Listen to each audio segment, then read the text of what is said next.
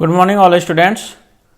आप देख रहे हैं जीके क्लासेस और मैं तुलसी सर आप लोगों को क्लास 10th का साइंस का मॉडल टेस्ट 3 कराने जा रहा हूं। तो कुछ देरी न करते हुए आप लोग को जल्दी से क्वेश्चन के ओर ले चलते हैं और आप लोग जल्दी से इस क्वेश्चन को सॉल्व करके अपना कॉपी में लिख लेंगे।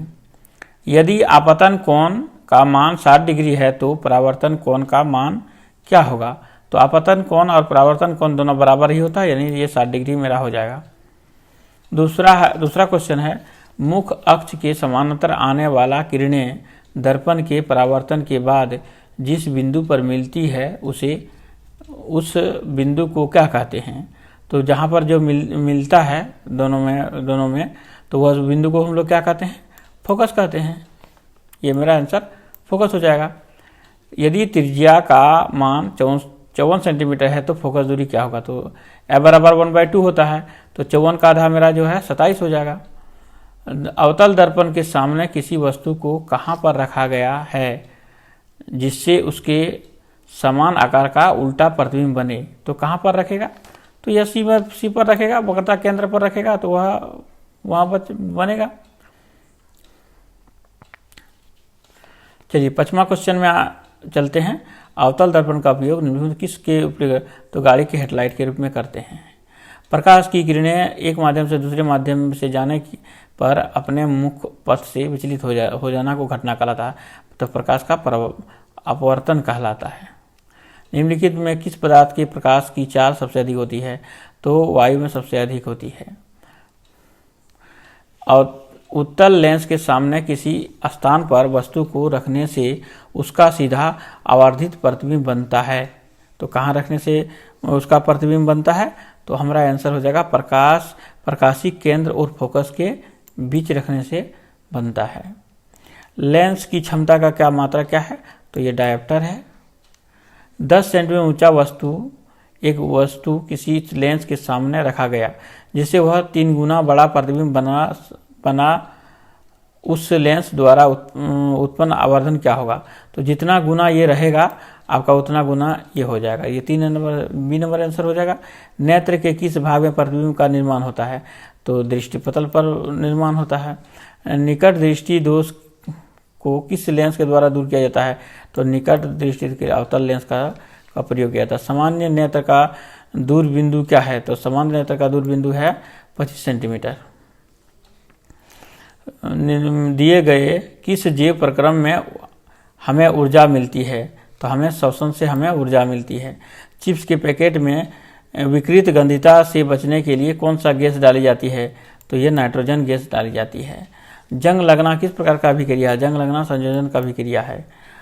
निम्न दिए गए अभिक्रिया में किस पदार्थ का उपचयन हो रहा है, तो कौन सा है, तो यहाँ देखिए सी का अपचयन हो रहा है। निम्नलिखित में से रासायनिक समीकरण संतुलित करता है, तो हमारा ए आंसर हो जाएगा। ए में देखिए यहाँ पर ए जी है और यहाँ पर भी हमारा देखिए ए जी है, तो ये से हमारा क्या लगता है, समीकरण संतुलित कर रहा है। लोहे चूर्ण पर तनुष हाइड्रोक्लोरिक अम्ल डालने से क्या होता है, तो यह हाइड्रोक्लोरिक गैस तथा आयरन ऑक्साइड बनता है। ए नंबर हो जाएगा आपका। 20 नंबर में दिए गए पदार्थ में कौन सा रंगीन सूचक की तरह व्यवहार करता है, तो यह लिटमस करता है। और यह हड्डियों को जोड़ने के लिए डॉक्टर किस लवण का उपयोग करते हैं, तो ये जो है CaSO4 हाफ H2O, जो यह प्लास्टर ऑफ पेरिस होता है वही होता है। प्लास्टर ऑफ पेरिस का यहाँ भी सूत्र भी दिया है, यह पर एग्जाम में हमेशा पूछा जाता है, इसलिए इस दोनों क्वेश्चन को आप ध्यान से याद रखेंगे। दिए गए में कौन अभिक्रिया हो रही है, तो कौन सी अभिक्रिया हो रही है, तो अब इसमें से आप देखिए किस प्रकार का अभिक्रिया हो रहा है, तो वियोजन का अभिक्रिया हो रहा है। खट्टे फल में कौन सा अम्ल पाया जाता है, खट्टे फल में साइट्रिक अम्ल पाया जाता है। कोई विलियन अंडे के पीसे हुए कवच से अभिक्रिया कर एक गैस उत्पन्न करता है, तो चूने के पानी को दूधिया कर देता है। इस विलियन में क्या होगा, तो ये इस विलियन में HCl होगा। कोई विलियन नीले लिटमस पत्र को लाल कर देता है, तो pH का संबंध क्या होता है, तो ये C नंबर 2 होगा। अमीबा अपने किस अंग में भोजन का पाचन करता है? तो खाद्य रिक्तिका के द्वारा पाचन करता है। पाचन प्रक्रिया में आमाशय में कौन सा प्रोटीन का पाचन करता है? यह पित्त जो है पाचन करता है। निम्नलिखित में से किस जीव में प्राणी समभोजी पोषण होता है? तो यह जो किस में होता है? यह तो हमारा जो आंसर हो जाएगा हमारा सी में हो जाएगा, सी में होता है। मानव हृदय में कितने कोष्ठ होते हैं? तो मानव के हृदय में 4 कोष्ठ होते हैं। निम्नलिखित में से कौन सा भोजन के माध्यम से क्षय करता है? तो यह कौन करता है हमारा? तो हमारा यह एक पित्त करता है। 31 नंबर का डी नंबर हो जाएगा। उत्सर्जन तंत्र की क्रियात्मक इकाई क्या है? तो उत्सर्जन तंत्र की इकाई है वृकाणु है। कौन निम्नलिखित में कौन कार्य वाष्पोत्सर्जन के द्वारा नहीं होता है? तो ये देखिए सब में होता है, लेकिन ये इसमें जो है आपका डी नंबर जो है इसमें नहीं होता है। कौन सा लिंग पौधा है? तो ये पपीता मेरा ये लिंग पौधा है। यहाँ इसमें किस इस फोटो आपको दिखाया गया है जनन क्यों दर्शाता है? क्या दर्शाता है? तो मुकुलन को दर्शाता है। लड़कों में यौनावस्था में लक्षणों का नियंत्रण कौन हार्मोन करता है? तो यह है टेस्टोस्टेरोन करता है। निम्नलिखित में से कौन सा मादा जनन का भाग है? तो ये गर्भाशय है।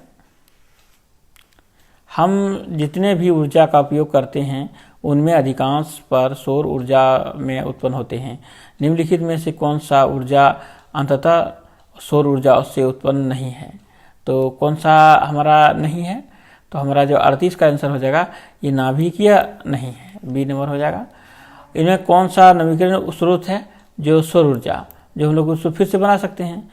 निम्नलिखित में से कौन सा मात्र ऊर्जा का स्रोत का उदाहरण नहीं है? तो ये कोयला का नहीं है। तो ये मेरा जो है सेट 3 कंप्लीट हो चुका है।